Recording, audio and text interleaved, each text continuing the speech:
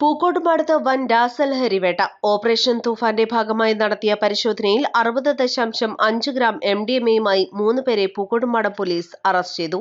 രഹസ്യവിവരത്തിന്റെ അടിസ്ഥാനത്തിൽ നടത്തിയ പരിശോധനയിലാണ് കാറിൽ വിൽപ്പനയ്ക്കായി കൊണ്ടുവന്ന MDMA-യുമായി ഇവർ പിടിയിലായത്. നിരവധി മയക്കുമരുന്ന് കേസുകളിലെ പ്രതികളായ മമ്പാട് സ്വദേശി തണ്ടിലാൻ സിറാജ്, കിഴിശ്ശേരി സ്വദേശികളായ മിഖായേൽ വർഗീസ്, മുഹമ്മദ് റാഷിദ് കരുവാൻകുന്നൻ എന്നിവരെയാണ് പൂക്കോട്ടുപാടം സിഐയുടെ ചാർജുള്ള കാളികാവ് സിഐയും സംഘവും അറസ്റ്റ് ചെയ്തത്. രാത്രി 12 മണിയോടെ വാണിയമ്പലം 5 മൈൽ റോഡിൽ അമരമ്പലം സൗത്തിൽ നടത്തിയ പരിശോധനയിലാണ് പ്രതികൾ അറസ്റ്റിലായത്. Pookkottupadam police, Nilambur DANSAF എന്നിവരടങ്ങിയ സംഘമാണ് പ്രതിയെ പിടികൂടിയത്. East Live, Pookkottupadam. തവണകളായി പണമടിച്ച് പണിക്കൂലിയില്ലാതെ സ്വർണ്ണാഭരണങ്ങൾ സ്വന്തമാക്കൂ. 1000 രൂപയോ അതിന്റെ ഗുണിതങ്ങളോ മാസത്തവണകളായി അടയ്ക്കാവുന്നതാണ്.